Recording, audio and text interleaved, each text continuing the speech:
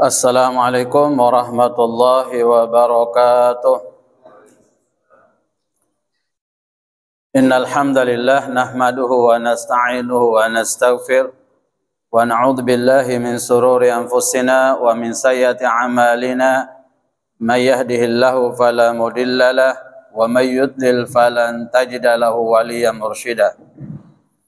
Asyhadu an la ilaha illallah wahdahu la syarika lah wa asyhadu anna Muhammadan abduhu wa rasuluhu amma ba'd.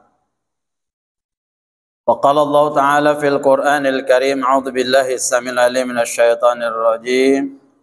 Ya ayyuhalladzina amanu taqullaha haqqa tuqatih wa la tamutunna illa wa antum muslimun. Hadirin jamaah kaum muslimin, sidang salat maghrib yang dimuliakan dan dicintai Allah Subhanahu wa taala. Alhamdulillah, kita senantiasa memuji dan bersyukur kepada Allah Subhanahu wa taala atas seluruh nikmat yang Allah berikan kepada kita. Mudah-mudahan kita termasuk kelompok qalilan ma tashkurun, hanya sebagian sedikit manusia yang pandai bersyukur atas nikmat yang Allah berikan kepada mereka. Mudah-mudahan kita yang hadir ini adalah bagian dari sedikit kelompok-kelompok manusia yang pandai mensyukuri nikmat yang Allah berikan kepada kita. Jemaah kaum muslimin yang dimuliakan dicintai Allah Subhanahu wa taala, pada kesempatan yang berbahagia ini, materi yang diamanahkan kepada kami untuk kita diskusikan bersama adalah amalan setelah sholat. Jamaah yang dimuliakan dicintai Allah Subhanahu wa taala, kita semua sudah mafhum, sudah banyak faham tentang apa yang selama ini kita lakukan bersama, bahwa Rasulullah Muhammad sallallahu alaihi wasallam memberikan panduan kepada kita bagaimana agar kemudian mulai dari proses pra-sholat sampai pasca sholat, agar kemudian kita bisa melakukan amalan-amalan yang memang benar-benar menunjang keberadaan ibadah kita tersebut. Nah, jemaah dimuliakan dicintai Allah Subhanahu wa taala, setelah selesai sholat, salam kanan kiri, Assalamualaikum warahmatullahi, ke kanan ada yang Assalamualaikum warahmatullahi wabarakatuh ke kanan, baru kemudian salam sama seperti itu ke kiri. Setelah itu kemudian kita berzikir kepada Allah Subhanahu wa taala. Jamaah dimuliakan dicintai Allah Subhanahu wa taala, zikir ini sesuatu yang sangat penting sekali dari kehidupan kita. Banyak sekali dalil-dalil yang Allah jelaskan tentang zikrullah. Rasulullah menjelaskan dalam hadis-hadis sahih tentang zikrullah, bahwa berzikir kepada Allah Subhanahu wa taala adalah bagian dari bagaimana menghidupkan hati kita. Konsep dari orang-orang ulul albab, orang-orang yang selalu memiliki akal yang sehat, akal yang selalu terpelihara, yang selalu dibimbing oleh kebenaran, di mana alladzina yadhkuruna Allaha qiyaman wa qu'udan wa 'ala junubihim wa yatafakkaruna fi khalqis samawati wal ardi ila akhir ayat. Bahwa orang-orang ulul albab itu adalah mereka yang senantiasa yadhkuruna Allah qiyama, mereka mengingat Allah di saat mereka berdiri, wa qu'uda di saat mereka duduk, wa 'ala junubihim di saat mereka berbaring. Mereka senantiasa memikirkan tentang dahsyatnya proses penciptaan langit dan bumi, betapa kemahaagungan Allah Subhanahu wa taala. Maka dalam proses salat itu kita membangun suatu komitmen hablum minallah kita kepada Allah dan hablum minannas kita kepada sesama manusia. Maka selanjutnya kemudian kita mengiringinya dengan zikrullah untuk menyempurnakan proses sholat kita. Jamaah dimuliakan dicintai Allah Subhanahu wa taala.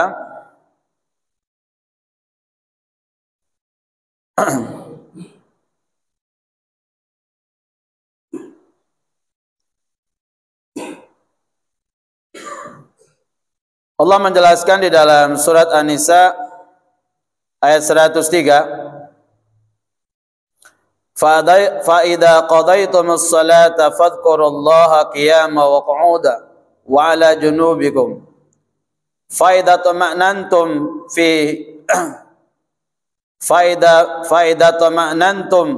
fa aqimus salah inna salata kanat 'alal mu'minina kitaban mawquta. Maka apabila kamu telah menyelesaikan salatmu, berzikirlah kepada Allah di waktu berdiri, di waktu duduk, dan di waktu berbaring. Kemudian apabila kamu telah merasa aman, maka dirikanlah salat sebagaimana biasanya. Sesungguhnya salat itu adalah fardu yang telah ditentukan waktunya atas orang-orang yang beriman.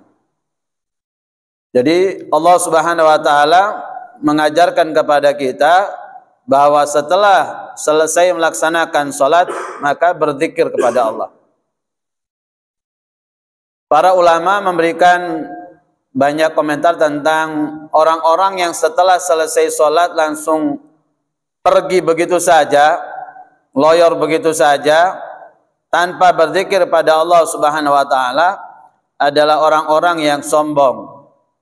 Orang-orang yang merasa tidak butuh dengan Allah Subhanahu wa taala. Maka jamaah dimuliakan dicintai Allah Subhanahu wa taala, hendaklah kemudian kita al-khudu, merendahkan diri kita pada Allah Subhanahu wa taala, merasakan bahwa diri kita ini sangat butuh kepada Allah Subhanahu wa taala, maka patutlah kemudian kita berzikir kepada Allah Subhanahu wa taala dalam rangka untuk mensucikan diri kita, dalam rangka untuk memohon ampunan kepada Allah Subhanahu wa taala, dalam rangka untuk memuliakan dan meninggikan Allah Subhanahu wa taala. Jamaah dimuliakan dicintai Allah Subhanahu wa taala. Pertama yang kita lakukan setelah selesai salat adalah beristighfar pada Allah Subhanahu wa taala. Astagfirullah kita lakukan sebanyak 3 kali. Di dalam hadis-hadis yang sahih, ya, Rasulullah menjelaskan setelah selesai salat Nabi beristighfar 3 kali. Lalu kemudian melanjutkan Allahumma antas salam wa minkas salam tabarakta ya dzal jalali wal ikram. Adapun lafaz-lafaz Allah astaghfirullahal azim ada tambahannya, maka diperselisihkan ulama tentang kesahihan hadis itu.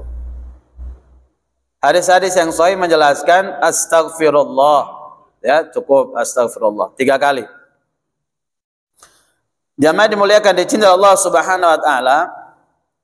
Adapun nanti kemudian kita jumpai dalam kehidupan dalam beribadah, ada yang kemudian istighfar 10 kali, ada yang kemudian istighfarnya 100 kali, ya.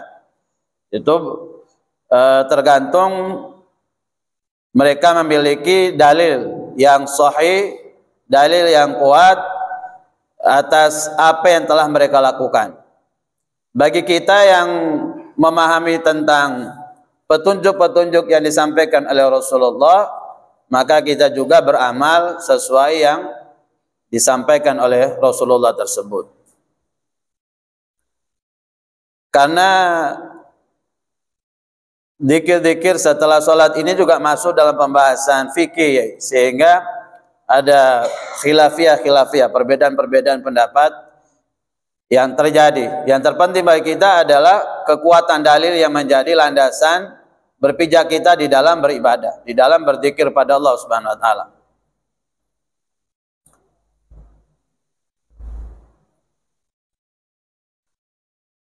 Dari Thawban radhiyallahu anhu, Nabi sallallahu alaihi wasallam bersabda, saya bacakan artinya aja biar cepat.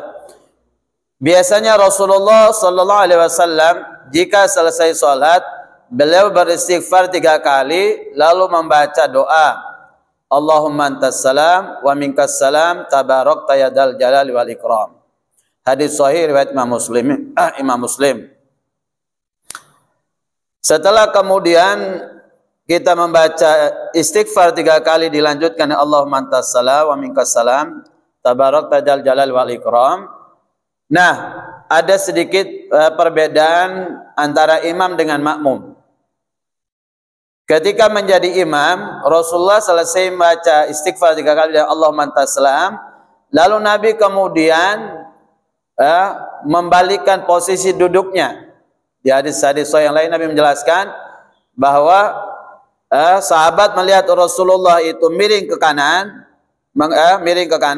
atau miring ke kiri, atau menghadap langsung kepada jamaah. Ya, kalau jadi imam. Ya. Jadi kalau ada imam setelah membaca astagfirullah 3 kali, Allahumma antas salam dan seterusnya sampai berdoa enggak balik-balik, ya posisinya hadap terus ke kiblat, berarti dia enggak paham tentang sunnah. Dia enggak ngerti petunjuk dari Rasulullah Muhammad SAW. Jadi Nabi setelah istighfar 3 kali, Allahumma antas salam, Nabi kemudian merubah posisi hadap ke kanan atau hadap ke kiri, dan lebih sering kali Nabi melakukan adalah menghadap ke jamaah. Ya, salah satu inti dari faedah adalah Nabi melihat siapa sahabat-sahabat yang tidak datang melaksanakan sholat berjamaah. Ya, jadi Nabi sambil memantau melihat ada sahabat yang tidak datang. Nanti Nabi tanyakan kepada sahabat yang datang sholat berjamaah, kemana si fulan? Dia nggak kelihatan dan seterusnya. Oh, si fulan sakit. Nabi kemudian mengajak, mari kita membesuk dia. Oh, si fulan begini dan seterusnya. Nabi kemudian mengajak jamaah untuk mendatanginya. Jadi imam itu tidak hanya memimpin sholat berjamaah saja. Ya, makanya kemudian Imam Masjidil Haram itu salah satu imam yang gaji tertinggi setelah qadhi hakim. Ya, Imam Masjidil Haram, Syekh Sudais itu imam dengan gaji yang tertinggi setelah hakim. Bahkan kemudian diberikan kebebasan, mau minta berapa kebutuhan silakan tulis sudah. Ya. Karena di samping menjadi imam juga menjadi mufti, memberikan fatwa, mengajarkan berbagai macam disiplin keilmuan. Ya, beda kalau kita di Indonesia jadi imam, ya sudah imam sekedar memimpin sholat selesai sudah. Ya, imam itu namanya dia sebagai imam, maka dia harus mengetahui segala sesuatu yang menjadi tanggung jawabnya, yaitu para makmumnya. Mulai dari sebelum sholat lurus dan rapatkan shofnya, diatur imam itu. Ya, beda dengan kita kadang-kadang belum apa-apa imam sudah takbir, akhirnya shofnya nggak karuan, shofnya kadang-kadang berjarang sekali, padahal nasnya jelas, dalilnya jelas, shof-shof yang renggang itu maka di situ adalah syaitan yang menempatinya. Ya, jamaah dimuliakan dicintai Allah Subhanahu Wa Taala. Kalau kita sebagai makmum atau sholat sendirian maka tidak ada proses untuk menghadap kanan, hadap ke kiri. Tidak ada. Itu hanya berlaku untuk imam saja. Ya. Jamaah dimuliakan dicintai Allah Subhanahu Wa Taala.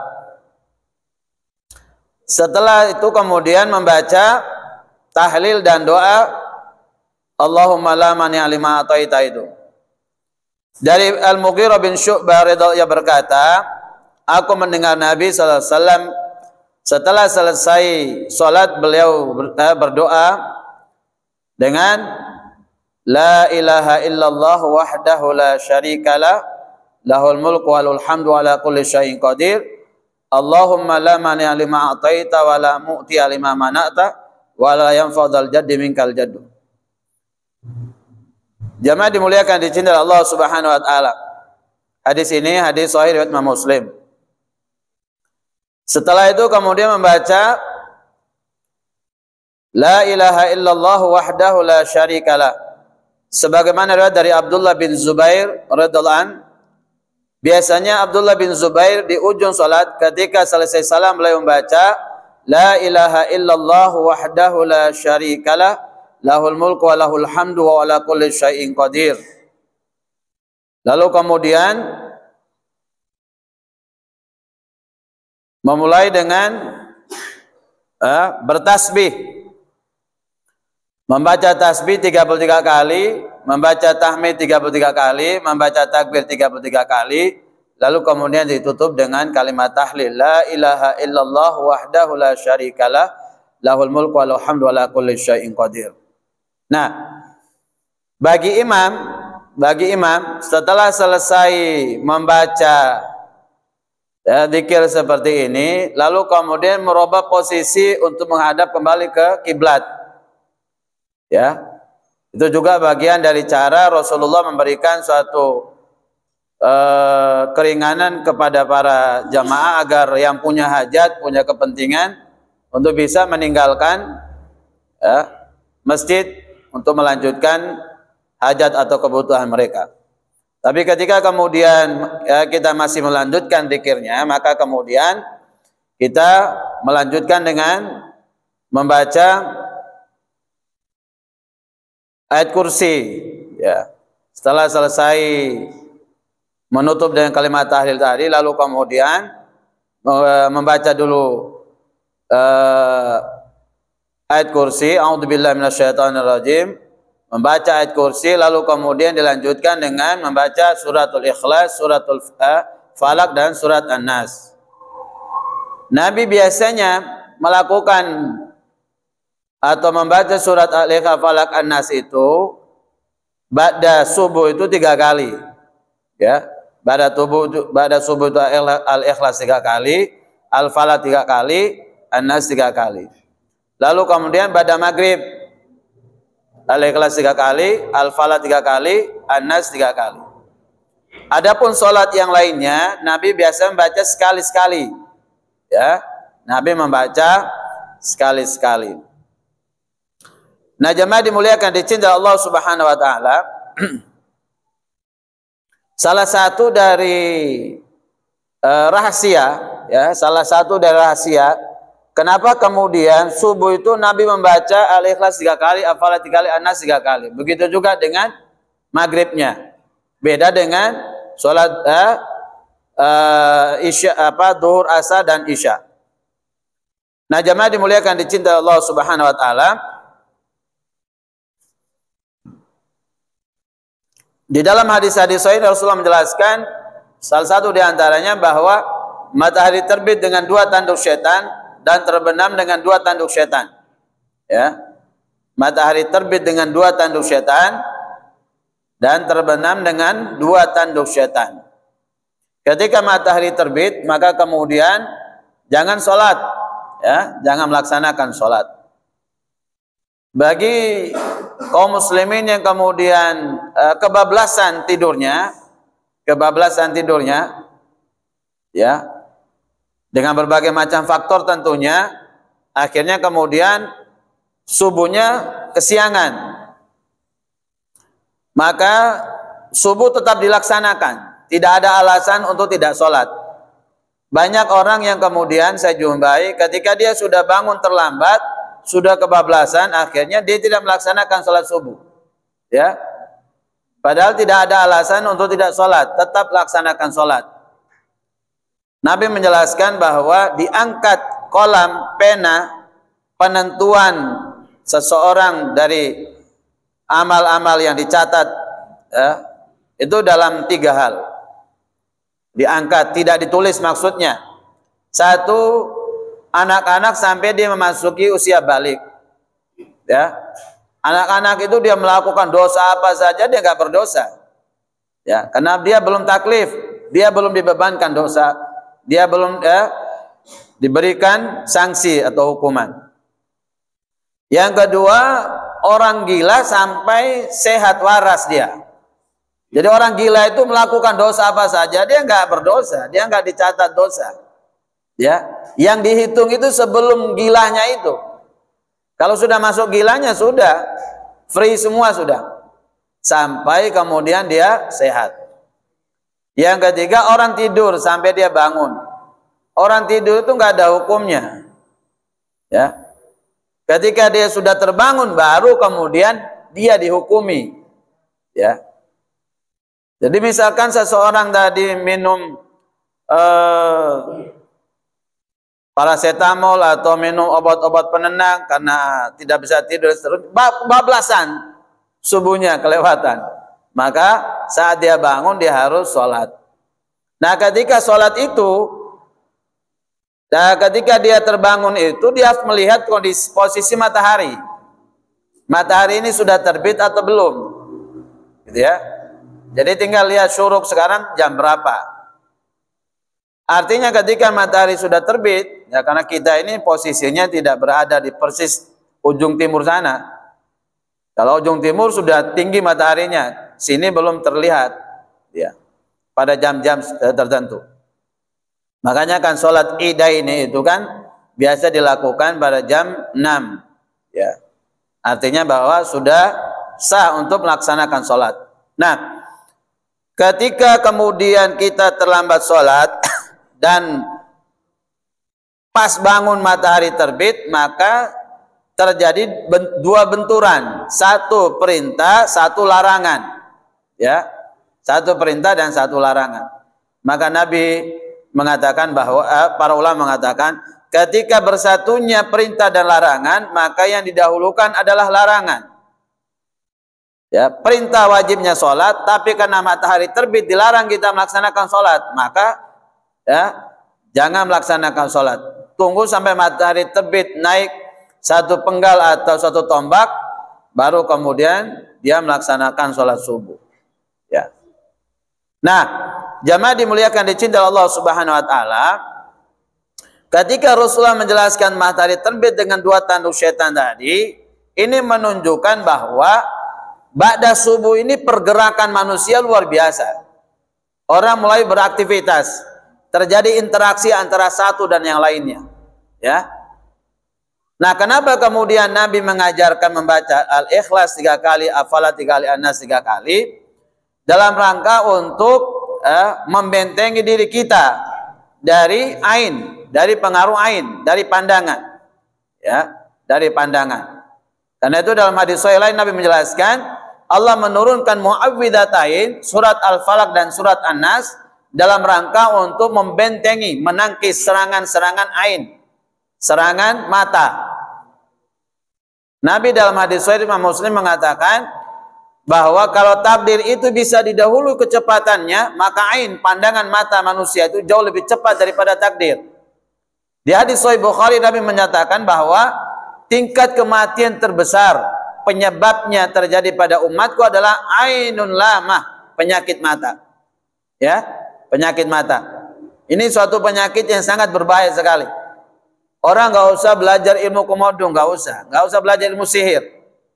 Ya, orang hanya memuji orang, menyanjung orang saja, objek disanjung itu bisa berbahaya. Ya, apa saja objeknya?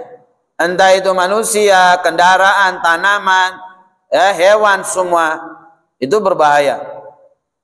Apalagi kemudian pandang yang diiringi dengan dendam, sakit hati, iri, dengki, wah ini sangat berbahaya, ya. Sangat berbahaya, ya. Dan tidak ada satupun di antara kita yang tahu tentang kebersihan hati orang, nggak ada. Banyak orang yang bicaranya indah, manis, tutur katanya, tapi dia seperti serigala yang siap menerkam, ya, musang berburu domba. Hanya berpura-pura dengan tutur kata manis, tapi dia menikam kita dari belakang. Nggak ada yang tahu. Namanya manusia, ya. Dengan berbagai macam alasan orang memunculkan kekotoran-kekotoran jiwa. Dan itu kemudian orang bisa mengalami sakit secara medis, sakit secara non medis, sakit secara fisik, sakit secara non fisik, ya, ain. Jadi ketika jin korin yang ada di sebelah kiri semua orang punya, dan dia berkolaborasi dengan jin di alam ini, maka kemudian terjadi sesuatu yang membahayakan kita. Maka salah satu cara kita membentengi diri kita di pagi hari adalah membaca Al-Ikhlas 3 kali, Al-Falaq 3 kali, An-Nas 3 kali. Di waktu pada sholat subuh kita dalam zikrullah itu. Begitu juga kemudian di ba'da maghrib, kayak tadi setelah maghrib tadi, Nabi kemudian membaca Ikhlas 3 kali, Al-Falaq 3 kali, An-Nas 3 kali, karena matahari terbenam dengan 2 tanduk setan, kata Nabi. Ketika matahari terbenam ini sangat membahayakan. Kata Nabi, ketika matahari terbenam, tutuplah pintu rumahmu, sebut nama Allah, bismillah. Tutuplah jendela, bismillah. Tutuplah tempat nasi, tempat air, bismillah. Karena sesungguhnya ada penyusup yang siap menyusup masuk dalam rumahmu. Ya. Ketika matahari sudah terbenam, kata Nabi, tahan anak-anakmu agar kemudian tidak keluar rumah. Ya, jangan bermain di luar rumah, tahan anak-anak, kata Nabi. Pada Isya boleh mereka bermain di teras, di luar rumah. Kenapa Nabi membedakan pada Isya dengan waktu-waktu maghrib terbenamnya matahari? Karena begitu terbenamnya matahari ini, pergerakan dunia jin itu sangat luar biasa. Ya, kegelapan itu adalah salah satu bentuk kekuatan. Maka mereka menggabungkan kekuatan jahat itu dengan kegelapan itu. Maka begitu matahari terbenam, Nabi kemudian mengajarkan untuk melakukan upaya untuk membentengi diri kita. Mulai pintu rumah sebut bismillah, tutup jendela bismillah, tempat air, tempat naik semua bismillah, tutup semua. Sebut nama Allah. Tahan anak-anak, ya, untuk mereka tidak bermain di depan teras dan seterusnya. Kenapa? Karena banyak kejadian-kejadian orang hilang. Banyak orang hilang pada saat waktu maghrib. Gak usah gitu. Saya punya teman di BJB di sini, namanya Pak Bagio. Ya, di perumahan BJB sini. Ya, sudah pensiun sudah. Itu jelang maghrib gitu, jelang maghrib biasanya kan hidupin lampu di tiang itu dari rumah menuju ke masjid itu. Ketika dia menghidupkan masjid lampu itu, biasanya memang orangnya kocak, memang orangnya familiar kocak, ya. Biasanya dia ditegur sama ibu-ibu di situ, Bapak Gio, godain dong, gitu ya. Memang orangnya masya Allah. Nah, waktu itu ceritanya ke saya itu, dan teman-teman yang menceritakan juga, begitu lampu itu dihidupkan di tiang listrik itu, ada suara ibu itu ya yang dikenal sekali. Pikirnya Pak Bagio, ya ibu itu sudah, ya. Sudah, habis itu Pak Bagio tidak ditemukan. Ya, dicari kemana-mana nggak ketemu. Ketemunya jam 10 malam, duduk dalam kondisi ngos-ngosan. Ya, kayak orang blow on gitu, dikasih minum apa semua. Setelah sadar cerita, tadi saya dibawa ke istananya mereka. Di sini ada banyak pohon-pohon, ada kuburan macam-macam, gitu, dibawa ke alam sana. Nah, jemaah dimuliakan, dicintai Allah Subhanahu wa taala. Ini juga penting bahwa Nabi ketika mengingatkan kepada kita memulai satu aktivitas pekerjaan itu dengan membaca basmalah, bismillah. Itu jangan sampai lupa, Pak. Apa saja sudah yang kita lakukan itu jangan sampai lupa membaca basmalah, bismillahirrahmanirrahim atau bismillah. Ya. Karena dengan bacaan itu secara kegoibannya Allah menjadi tameng kita. Ya, aman kita. Orang kadang-kadang kan siram sembarang, ya, air panas lagi. Siram, ke kamar mandi lagi. Wah, tambah bahaya itu. Ya. Katanya kan gak ada siapa-siapa. Iya katanya sampean. Al-A'raf 27, innahu yarakum huwa qabiluhu min haitsu la tarawnahum. Sesungguhnya iblis dan pasukan setan jin melihat kalian dari satu tempat, kalian manusia tidak bisa melihat mereka. Kita nggak bisa melihat mereka, ya, nggak, akhirnya kata kita nggak ada. Begitu siram, mereka tersiram. Sama dengan manusia. Orang manusia disiram dengan air panas, air biasa saja bisa carok orang. Ini siram air panas, dia kelupa semua tubuhnya. Dunia jin juga begitu. Akhirnya mereka menyerang kita secara gaib. Bismillah, lakukan apa saja, ya. Nah, jemaah dimuliakan dicintai Allah Subhanahu wa taala, setelah selesai membaca trikul tadi, baru Nabi berdoa. Ya, memulai dengan bertahmid kepada Allah Subhanahu wa taala, lalu berselawat, lalu kemudian berdoa kepada Allah Subhanahu wa taala. Jemaah dimuliakan dicintai Allah Subhanahu wa taala, doa itu ya bebas. Apa yang kita minta, apa yang menjadi kebutuhan hajat kita, apa yang sedang terjadi, problem apa, ya kita minta pada Allah Subhanahu wa taala. Ideal utamanya dengan menggunakan bahasa Arab, kalau nggak bisa maka dengan bahasa apa saja yang bisa disampaikan kepada Allah. Ya. Nah, jemaah dimuliakan dicintai Allah Subhanahu wa taala.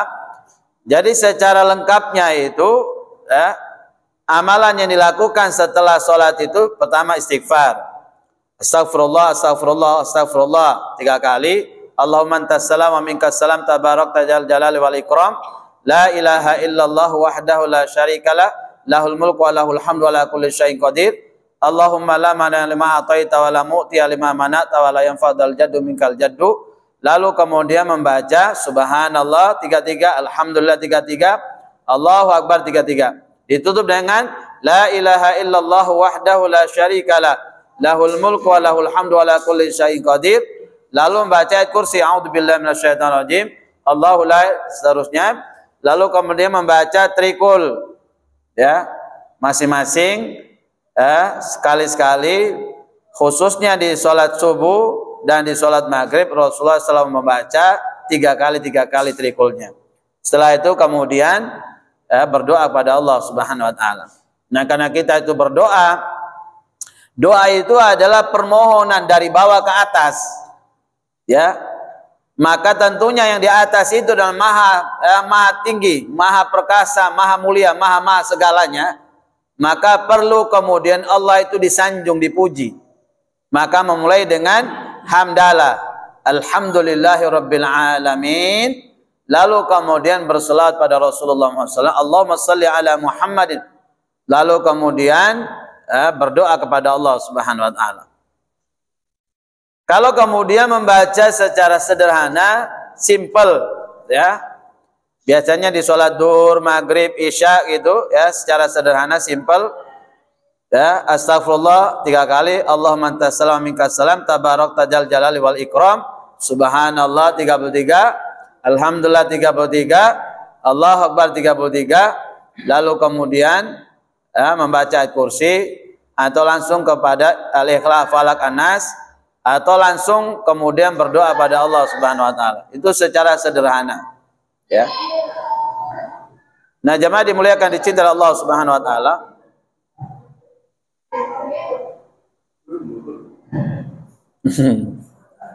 Insyaallah itu amalan-amalan secara sunnah yang dijelaskan di dalam hadis-hadis yang sahih yang biasa dibaca oleh Rasulullah dan para sahabat melihat, mendengar apa yang dilakukan oleh Rasulullah, ya.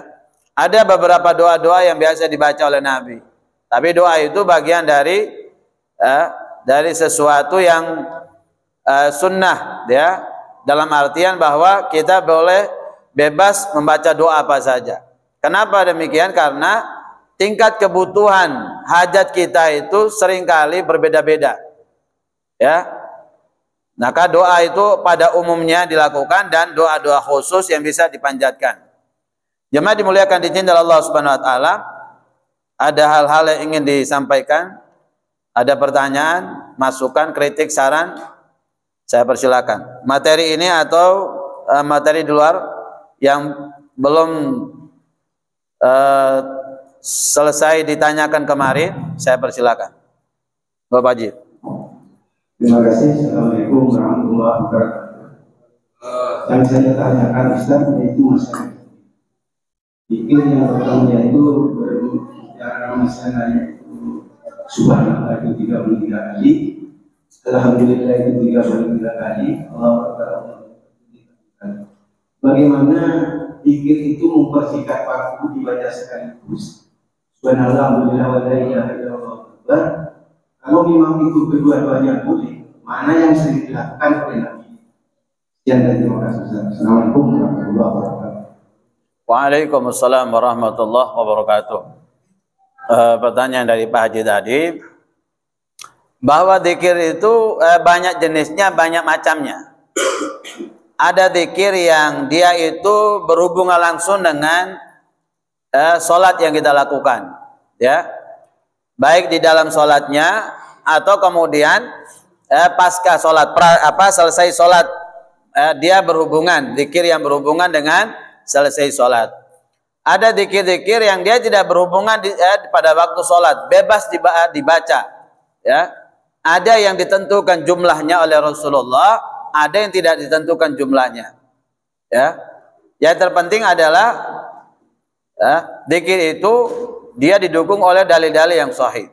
Nah, jamaah dimuliakan dicintai Allah Subhanahu wa taala, saya sendiri belum menemukan dalilnya. Ya wallahu alam, yang melakukan begitu memang punya dalil atau jamaah yang punya dalil bisa disampaikan agar semua bisa tahu, kan begitu.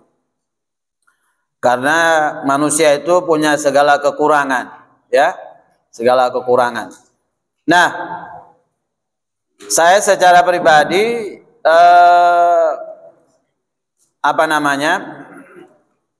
di dalam hadis-hadis sahih itu Nabi membaca zikir dengan tasbih 33 kali, tahmid 33 kali, takbir 33 kali, tutup dengan kalimat tahlil tadi. Maka itu yang dilakukan. Nah, ketika kemudian karena sebenarnya kalau alasan waktu begini, alasan waktu.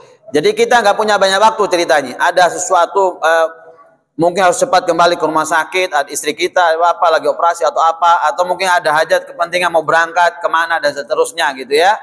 Maka setelah kita selesai sholat, istighfar 3 kali, lalu kemudian Allahumma anta salam minka salam, atau kemudian istighfar saja, lalu kemudian langsung masuk pada doa, ya, selesai doa. Karena orang habis sholat itu harus berdoa, Pak.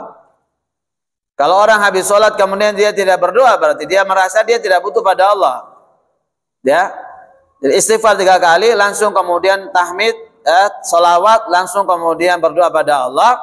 Setelah selesai, di perjalanan ini kita bisa melakukan zikir tadi yang belum terselesaikan, ya.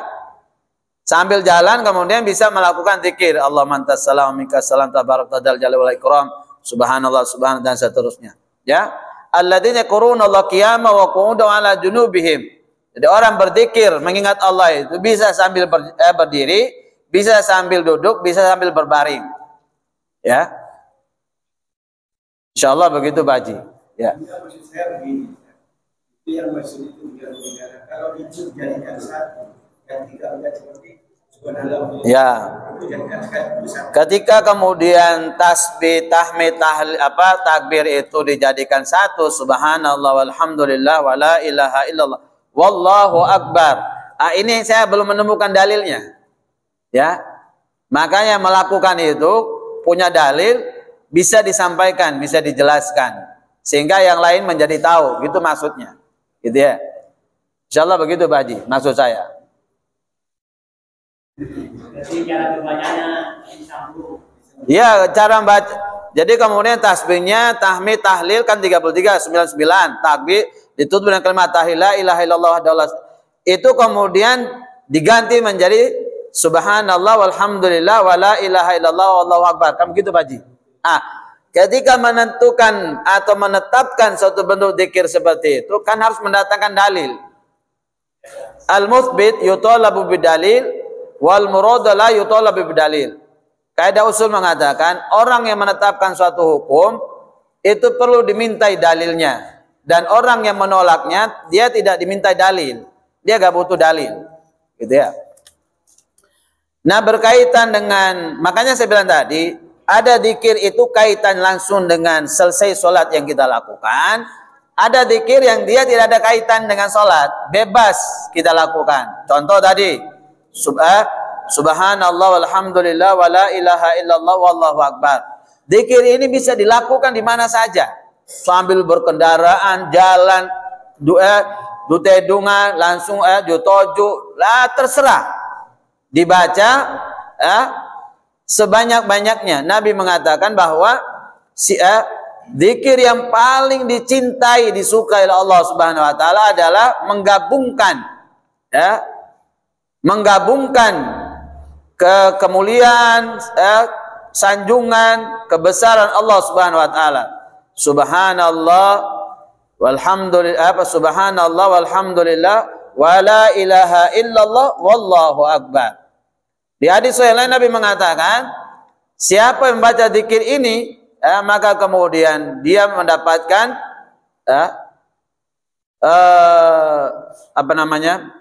dia mendapatkan kekayaan, kekayaan. Dia mendapatkan kekayaan di dalam surga nanti. Dia mendapatkan kekayaan di dalam surga nanti. Berkaitan lagi dengan tasbih, tahmid, tahlil dan tadi itu berhubungan di dalam sholat. Nah, ada juga bacaan yang sama tapi dia berhubungan tidak dalam waktu sholat. Kisahnya bagaimana? Datang Fatimah putri Rasulullah, lalu kemudian ngeluh kepada bapaknya. Wahai ayahanda, masa nggak kasihan lihat tangan saya kapalan semua nih, rusak semua tangan saya ini. Gara-gara saya nggak punya khadimat pembantu. Tidak sudikah ayahanda memberikan saya seorang khadimat pembantu untuk meringankan beban pekerjaan rumah tangga saya? Ya, karena Ali nggak bisa membayar khadimat. Kata Nabi, wahai anakku tercinta, maukah aku ajarkan kamu suatu amalan yang kalau kamu lakukan itu jauh lebih hebat dari pembantu? Mau ayah. Katanya Fatimah, kalau kau tidur nak, baca subhanallah 33 kali, alhamdulillah 33 kali, Allahu akbar 33 kali, tutup dengan kalimat tahlil, la ilaha illallah wahdahu la syarika, sampai akhir. Kisah yang sama, bacaan yang sama pada kisah yang lain juga terjadi. Ketika datang orang-orang miskin, kemudian menyampaikan rasa gelisah mereka kepada Rasulullah. Wahai Nabi, kami ini kan orang miskin tadi PC, Arya orang-orang Sokiria, selalu terdepan. Begitu ada perintah perang, mereka keluarkan harta untuk beli kuda, beli tameng, beli panah, beli tombak, logistik dipersiapkan. Kalau saat mereka keluarkan zakat, mereka keluarkan hartanya. Setiap ada apa saja kebaikan, harta mereka, orang kaya selalu depan. Lah kami orang miskin ini tidak remah Rasul, nasib kami. Tolong ajarkan kami suatu amalan yang kalau kami lakukan, kami samalah. Atau mendekatilah kebaikan mereka, kata Nabi. Diam. Kata Nabi nih, saya ajarkan kamu suatu amalan yang kalau itu kau amalkan, kebaikanmu sama setara dengan orang kaya. Kalau kau tidur, kata Nabi, baca subhanallah 33 kali, alhamdulillah 33 kali, Allahu akbar 33 kali. Tutup dengan kalimat tahlil, la ilaha illallah wahdahu la syarikalah, lahul mulku wa lahul hamdu ala kulli syai'in qadir. Setelah mereka mengamalkan, namanya sahabat dapat amalan dari Nabi kan bangga, Pak. Apalagi mereka orang miskin, pahalanya setara dengan orang kaya. Katanya orang miskin, sekarang, orang-orang kaya, kami juga bisa punya amalan setara dengan kalian. Kami baru dapat bocoran amalan spesial istimewa dari Nabi. Amalan apa itu? Diceritakanlah. Orang kaya juga mengamalkannya. Orang kaya juga mengamalkannya. Akhirnya mereka datang kepada Rasulullah. Dari mana Nabi? Orang kaya ternyata ngamalkan. Lah, mulutmu itu nggak bisa dipercaya. Kan sudah tak bilang. Khusus orang miskin. Nengen-neng ya. Jangan sampai bocor ini. Kau amalkan ini, pahalamu, kebaikanmu setara dengan orang kaya. Loh, orang kaya amalkan juga. Ya kamu ketinggalan. Ya, bocor itu mulut masalahnya. Gitu ya. Jadi ada bacaan-bacaan yang sama, tapi momentum zikirnya pada waktu-waktu yang berbeda-beda. Jadi zikir-zikir yang berhubungan langsung dengan sholat itu sudah ditentukan, dan zikir-zikir yang tidak berhubungan dengan sholat itu juga sudah ditentukan oleh Rasulullah. Dan yang tidak berhubungan dengan sholat itu bebas dilakukan, dibaca kapan saja, di mana saja, ya, bebas, ya. Ada yang jumlahnya ditentukan Nabi. Contoh, Nabi mengatakan dalam hadis sahih itu, siapa yang di waktu pagi hari membaca la ilaha illallah wahdahu la syarikalah lahul mulku wa lahul hamdu wa huwa ala, enggak ada yuhi Pak ya, wa huwa ala kulli syai'in qadir 100 kali, maka dia memiliki 4 keutamaan kata Nabi. 100 kali Pak di waktu pagi hari. Ya, habis subuh start Pak. Ya, atau pagi-pagi terserah sudah. Baca itu. 1, dia seperti Allah menghapus, Allah mencatat 100 kebaikan dan menghapus 100 kebaikan. Yang kedua, yang ketiga, dia seolah-olah memerdekakan 10 orang budak. Yang keempat, dia dijaga, dilindungi oleh Allah Subhanahu wa taala dari gangguan setan dan serangan sihir dari waktu pagi sampai maghrib. Ya. Malamnya dia baca lagi 100 kali, maka dia mendapatkan 4 keutamaan sampai esok pagi. Dan siapa yang datang lebih dari itu, itu berarti tidak ada hitungan sudah ini. Nyampe 100 nggak ada hitungan lagi sudah. Tidak ada orang yang amalannya paling hebat dari orang ini kecuali orang itu datang dengan amal lebih dari itu. Maksudnya bacaannya lebih dari 100 tapi tidak ada hitungan. Ya, bacaan cukup dihitung 100, habis itu tidak ada hitungan. Tapi kemudian pada zikir-zikir yang lain belum tentu Nabi menyebutkan batasan jumlahnya. Ya. Apalagi kemudian zikir yang dibaca sampai ribuan. Ya. Setahu saya nggak pernah ada. Ya.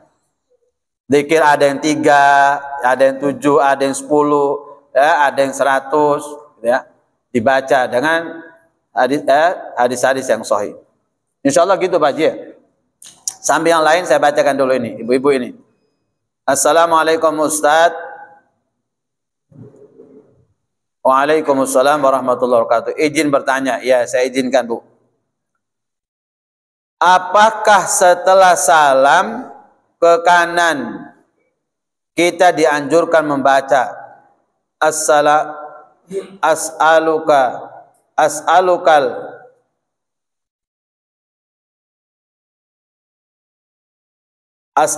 fauta bil jannah, ya. Lalu setelah salam ke kiri membaca as'aluka najata minan nar. Apakah Rasulullah SAW pernah mencontohkan yang demikian? Mohon penjelasannya. Jazakallah khair wa iyyakum. Jamaah dimuliakan dicintai Allah Subhanahu wa taala. Sepanjang setahu saya ya, sepanjang lagi-lagi kena keterbatasan ilmu saya. Sepanjang setahu saya dalam hadis-hadis yang sahih itu tidak pernah Nabi ya ketika mengucapkan salam ke kanan lalu membaca sesuatu, ya, lalu kemudian mengucapkan salam ke kiri lalu membaca sesuatu, nggak ada, ya. Seperti ini yang ditanya oleh ibu tadi. Ketika salam ke kanan as'aluka fauta bil jannah, lalu kemudian salam ke kiri as'aluka najata minan nar. Nabi nggak pernah melakukan hal seperti itu. Sepanjang pengetahuan saya dan keterbatasan kekurangan ilmu saya, ya. Kalau memang ada dalil-dalil yang sahih seperti itu, ya bisa disebutkan sehingga kemudian kita nggak tahu itu juga tahu. Oh ternyata orang itu melakukan memang ada dalilnya, ya. Kalau ada dalilnya sudah, ya, kita nggak boleh tengkar, saling menghargai, ya. Kalau nggak ada dalilnya jangan Pak, ya. Karena ini masalah urusan dengan ubudiyah, urusan dengan ibadah. Kalau nggak ada dalilnya jangan dilakukan. Kenapa? Karena menambah dalam urusan ibadah itu kita itu kurang ajar namanya. Kita menganggap bahwa Allah dan Rasul itu memiliki kekurangan sehingga kok ada yang nggak disebutkan. Makanya bahasa-bahasa bid'ah itu kan keras, ya. Balasannya orang yang bid'ah itu kan keras, ya. Satu, nanti dia dihalangi oleh malaikat di mahsyar agar tidak menikmati telaga Al-Kautsar, ya. Sedangkan kaum muslimin yang lain menikmati telaga Al-Kautsar, mereka dihalangi. Ketika Nabi bertanya, kenapa ada sebagian umatku diperbolehkan minum telaga Al-Kautsar, sebagian dihalangi oleh malaikat, ya Allah? Katanya Allah, ya Muhammad, kamu tidak tahu apa yang dilakukan oleh umatmu setelah sepeninggalan. Nah, itu yang namanya amalan bid'ah tadi. Man amila amalan laisa alaihi amruna fawraddun. Ya, barang siapa yang beramal dalam suatu urusan ibadah amal yang tidak pernah kami ajarkan, fawraddun, maka amal itu tertolak, tidak ada manfaatnya. Ya, tidak ada manfaatnya. Siap-siap mesan tiket untuk masuk neraka. Ya. Jadi Nabi salam ke kanan, selesai. Assalamualaikum. Redaksinya yang beda-beda. Ya, hadisnya sahih semua. Assalamualaikum warahmatullahi atau Assalamualaikum warahmatullahi wabarakatuh. Assalamualaikum warahmatullahi atau Assalamualaikum warahmatullahi wabarakatuh, atau Assalamualaikum warahmatullahi wabarakatuh ke kanan, Assalamualaikum warahmatullahi ke kiri. Hadis-hadisnya sahih semua, boleh diamalkan. Sama seperti basmalah, yang nyaring, yang sir sama, dalilnya ada semua. Boleh memulai imam baca nyaring, Bismillahirrahmanirrahim, Alhamdulillahirabbil alamin. Hadisnya sahih dari riwayat Abu Hurairah. Boleh memulai dengan sir, Bismillah, Alhamdulillahirabbil alamin. Hadisnya sahih. Ya.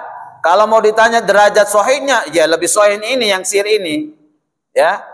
Karena saya sholat di belakang Rasulullah, saya sholat di belakang Abu Bakar, saya sholat di belakang Umar, saya sholat di belakang Utsman, saya sholat di belakang Ali. Jadi habis Nabi Khulafaur Rasyidin ini, mereka memulai sholatnya dengan membaca Alhamdulillahirabbil alamin. Ya, Sahih Bukhari, Sahih Muslim, muttafaq alaih. Kalau derajatnya lebih sahih ini, tapi berhubung karena basmalah dibaca dengan nyaring juga hadisnya sahih, sama-sama diamalkan. Yang nggak benar itu adalah pengkelaiman. Ini orang nggak benar ini, Pak. Kalau yang baca basmalah berarti dari NU. Kalau baca Alhamdulillah berarti orang Muhammadiyah, Wahabi. Ini yang nggak benar ini, Pak. Ada gitu, Pak. Ini orang-orang kena ini, Pak, kena virus ini. Ya. Terus ada lagi? Oh, monggo, Pak. Berat iki kalau yang tanya ini. Yang saya tanyakan mengenai doa. Mohon penjelasan tentang doa agar supaya doa kita diterima oleh Allah. Mungkin ada rakyat tertentu atau alamat tertentu agar supaya diterima oleh Allah. Terima kasih. Ya, Masya Allah. Waalaikumsalam warahmatullahi. Jadi bukan hanya jajan kuliner, ada resepnya, doa juga ada resepnya, atau bajin. Jamaah dimuliakan dicintai Allah Subhanahu wa taala. Sekali lagi doa itu adalah permintaan dari bawah ke atas, ya.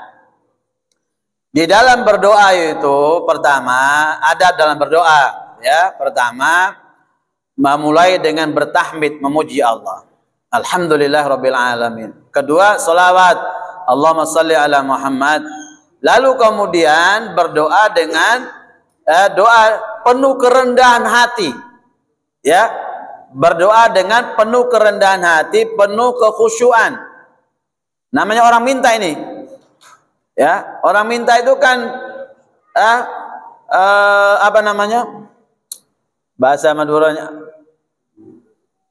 Ya, orang kan ngemis-ngemis, minta itu kan ngemis, Pak. Minta bagaimana agar kemudian hajat, kebutuhan apa dipenuhi oleh Allah Subhanahu wa taala. Makanya kan berdoa itu penuh dengan kelembutan. Gak boleh berdoa itu nyaring-nyaring, bentak-bentak, gak boleh. Ya, kata Nabi, ya, memintalah kepada Allah, berdoalah kepada Allah dengan suara yang lirih, karena kamu sedang meminta kepada Zat yang tidak buta dan tidak tuli. Ya, sampai begitu Nabi marah. Jadi orang-orang berdoa itu nggak boleh berdoa dengan suara yang keras. Ya, boleh doa di suara keras, momentumnya berbeda. Ya, bukan setelah selesai sholat. Ya, ada momentum tertentu yang kemudian orang berdoa dengan suara yang keras. Misalkan Jumat berdoa, ya, masa doanya pelan-pelan? Ya nggak kedengaran orang, Pak. Rabbana hablana, kan jelas, Pak. Tapi kalau doa habis sholat itu, Pak, ya, suara lirih, suara dengan lembut, dengan khusyuk, dengan penuh pengharapan. Kemudian yang selanjutnya adalah berhusnudzon pada Allah. Ya, dalam berdoa itu kita harus positive thinking sama Allah. Anadzonni abdi, saya tergantung sangkaan hambaku. Hambaku sangka baik, tak sangka baik. Kalau disangka jelek, tak sangka jelek. Jadi kalau berdoa itu jangan sampai sebelumnya kita sudah sudzon sama Allah. Jangan-jangan doa saya nggak diterima ini. Nggak boleh. Ya, berdoa saja sudah. Urusan yang diterima oleh Allah dan tidak terus ud'uni astajib lakum. Berdoa minta, pasti aku kabulkan. Kan begitu perintahnya Allah. Ya, husnudzon sama Allah. Yang selanjutnya berdoa itu wajar-wajar. Jangan berdoa yang impossible. Berdoa yang mustahil, Pak. Ya apa berdoanya, Pak? Ya. Ya berdoa yang wajar-wajar saja. Ya. Apa yang enggak wajar ini, Pak? Coba contoh, Pak. Hah? Ya. Jadi berdoa itu sesuatu yang wajar-wajar, ya. Jangan menggurui Allah, ya. Pokoknya Allah, tolong ya Allah ya, pokoknya ya. Saya minta ya Allah, enggak boleh gitu. Ya Allah, hamba ini memohon, berharap ya Allah. Ya, orang berdoa itu begitu. Kalau bisa nangis kan ya, menangislah saat berdoa. Ya, kalau bisa. Ya, ini Allah jangan diajarin. Ya, jangan jangan kemudian mendikte Allah. Ya, nggak boleh. Ya, dalam berdoa itu, ya, dalam berdoa itu libatkan asmaul husnanya Allah. Walillahil asmaul husna fad'uhu biha. Dan bagi Allah nama-nama Allah yang mulia, sifat-sifat Allah yang mulia, asmaul husna. Fad'u, berdoalah biha dengan asma sifat itu. Ya, ya Rahman, ya Rahim. Sampai minta ampunan, ya Ghaffar. Sampai minta kelembutan hati, ya Latif. Sampai minta rezeki, ya Razzaq. Minta kekayaan, ya Ghani. Minta diluaskan rezeki, ya Wasi'. Puji Allah, ya Aziz, ya Jabbar, ya Mutakabbir. Puji Allah, ya. Sampai kalau minta kepada orang tua itu kan orang tua dipuji-puji. Nggak ada lagi. Bapak ibu yang paling baik terhadap anaknya. Kalau sampean Pak, ya Allah, sampean panjen orang. Wah, langsung dikasih sama orang tuanya. Pak Bu, tolong ya, anu ya. Oh, taplok bisa orang tua. Insya Allah begitu Pak Haji. Di antara adab-adab dalam berdoa. Ada lagi yang lain? Oh, sob, sudah. Oh, baik. Terima kasih banyak. Ya? Oh, satu lagi.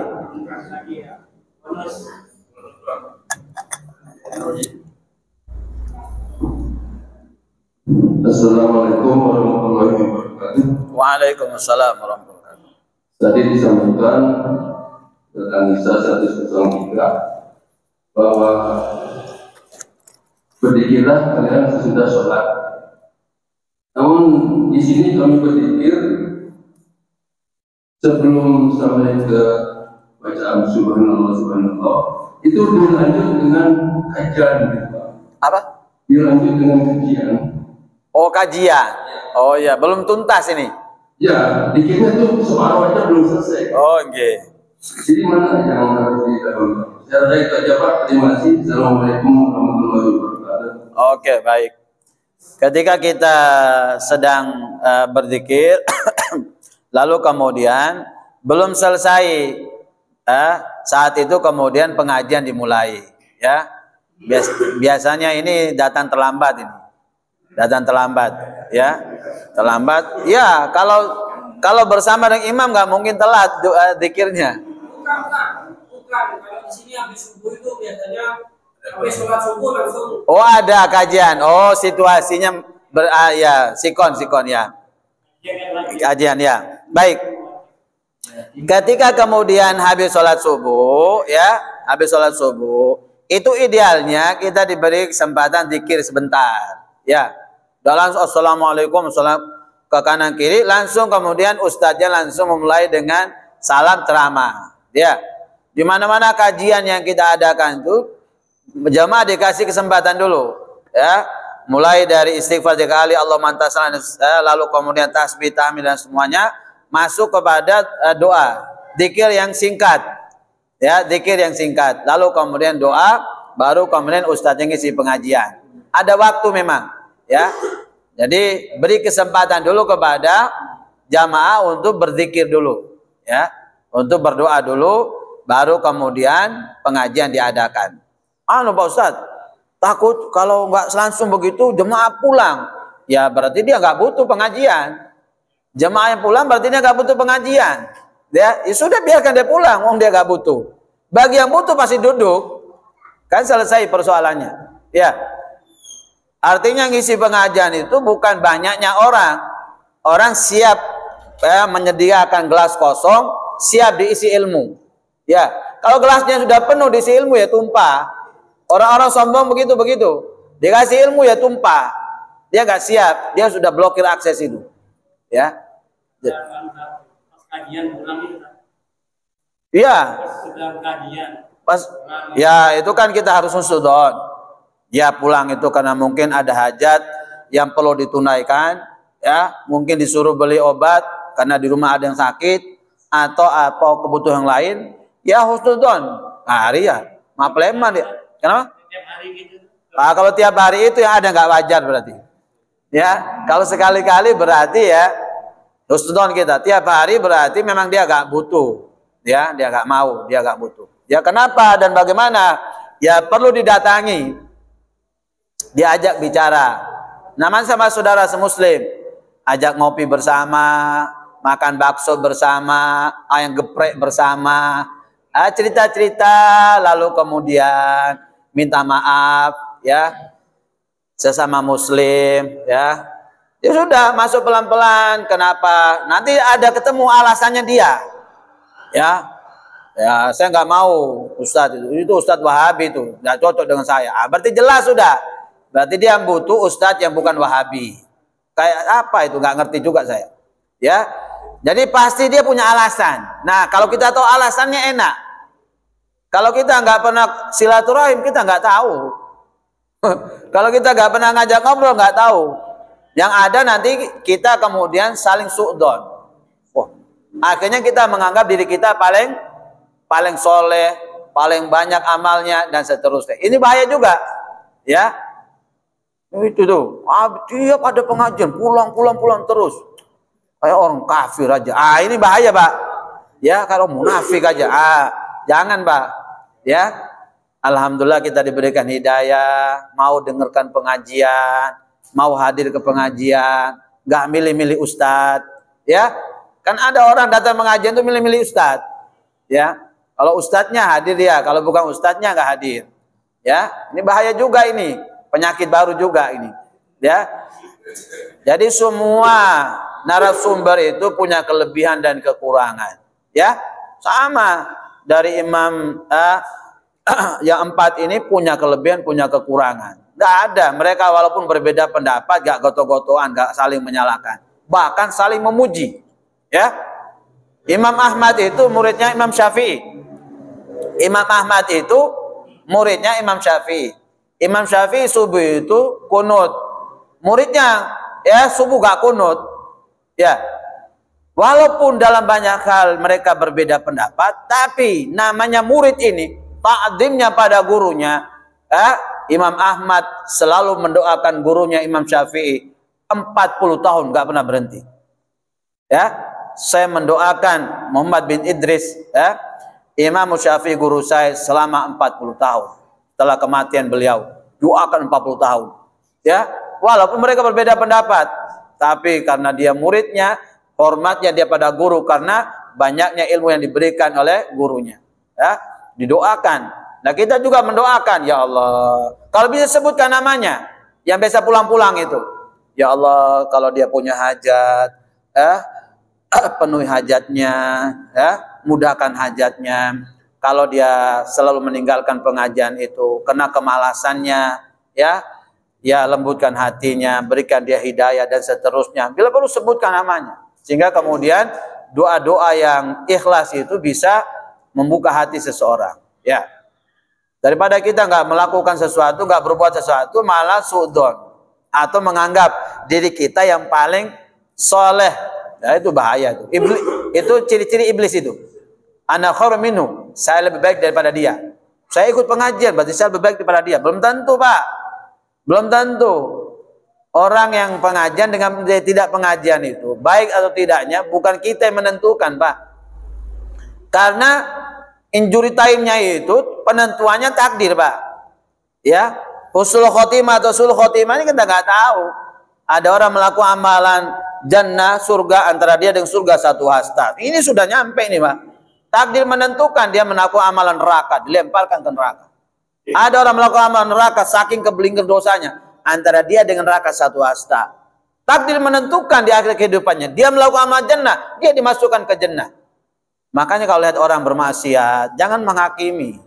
Kita harus banyak istighfar, berlindung diri pada Allah, ya, memohon agar kita tidak seperti mereka. Di samping itu doakan dia, ya, agar dia bisa dilepaskan dari jerat-jerat kemaksiatan dan seterusnya. Begitu yang dilakukan. Kan kita kadang-kadang kan sering ikut pengajian, merasa nyunah, kadang-kadang vonis orang itu. Pancen orang ini gak dapat hidayah, mati kayak orang kafir aja kamu. Wah, gak boleh gitu, Pak. Gak boleh lah, gak boleh. Ya, kita nggak tahu akhir kehidupan kita seperti apa. Ya, saling mendoakan, saling berbagi kebaikan, ya. Saling memaafkan kesalahan orang. Wal afina anin nas. Ciri orang bertakwa itu adalah memaafkan kesalahan orang lain. Insyaallah aku qouli hadza wa astaghfirullaha ghafurur rahim. Subhanakallahumma wa bihamdika asyhadu an la ilaha illa anta astaghfiruka wa atubu ilaik. Assalamualaikum warahmatullahi wabarakatuh.